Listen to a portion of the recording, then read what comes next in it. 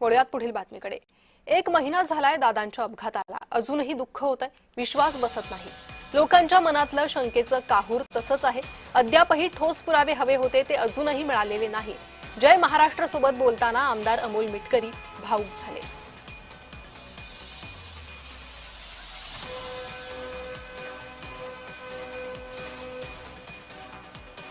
Sir, काय सांगाल की 1 महिना उलटलेला आहे, दुःखातून बाहेर पडण्याचा प्रयत्न केला जातोय, मात्र आजही अजित पवार यांच्या न्यायाचा लढा जो आहे तो 1 महिना झाला सुरू आहे।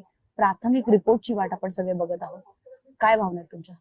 ज्या पद्धतीनं अजितदादांसारखं धडाडीचं नेतृत्व या महाराष्ट्राला शिवशाहू फुले आंबेडकर महायुतीमध्ये राहून सुद्धा सांगणारं नेतृत्व, धर्माच्या नावाने कधीही मत न मागणारं नेतृत्व, विकास कामं, शेतकरी, सर्वसामान्य व्यक्ती केंद्रबिंदू ठेवून स्वतः या महाराष्ट्राला पुढे नेण्याकरता काम करणारं नेतृत्व, धडपडणारं नेतृत्व, पहाटे 5 वाजता दिवस सुरू करणारं नेतृत्व आणि जनतेमध्ये राहणारं नेतृत्व अचानकपणे महाराष्ट्राच्या नजरेसमोरून 1 महिन्यापूर्वी जातं आणि 1 महिन्यानंतर आतापर्यंत हाती काय येतं तर शेवटी त्यांच्या देहाची झालेली चाळणी आणि त्यानंतर झालेला महाराष्ट्रामध्ये उसळलेला शंकेचा आगडोंब हे त्या माणसाच्या मृत्यूच्या नंतर दुर्दैवानं यावं।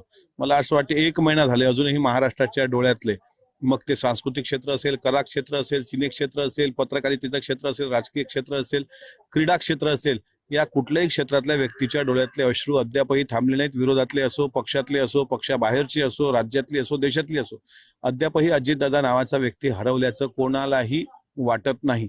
त्याच्यामुळे भावना ह्या अत्यंत तीव्र आहेत, शंकेचं काहूर अजूनही आहे। 28 तारखेला दादांचं विमान अपघात होतं आणि साधारणपणे त्याच दिवशी ममता बॅनर्जी म्हणतात हा घातपात आहे आणि त्याच दिवशी आदरणीय साहेब मॉब तो कंट्रोल व्हावा म्हणून त्या दिवशी सांगतात की हा अपघातच असू शकतो। पण नंतर हळूहळू काही मुद्दे जे पुढे येतात त्याच्यामध्ये आम्ही आता उच्चस्तरीय चौकशीची मागणी करणं, पक्षानं सीबीआयची चौकशीच्या मागणीची अपेक्षा जी मुख्यमंत्र्यांकडून केली त्याचा तपास होणं आणि नंतर एक कळतं का ब्लॅक बॉक्स 15 दिवसांनी सापडतो। नंतर डीजीसीएची लखतर आमदार रोहित पवार ज्यावेळेस वेशीवर टांगतात त्यावेळेस डीजीसीए कबूल करतं का व्हीएसआर व्हेंचरमध्ये दोष आहे आणि ह्या सगळ्या घडामोडीनंतर 1 महिन्यात हाती काय आलं तर भोपळा हाती आला। जर्नलिस्ट स्वप्नीलसह ज्योत्स्ना गंगे, जय महाराष्ट्र, मुंबई। तर यावेळी अमोल मिटकरींनी एक कविता म्हणत आपल्या भावनांना वाट मोकळी करून दिली आहे, ऐकूयात।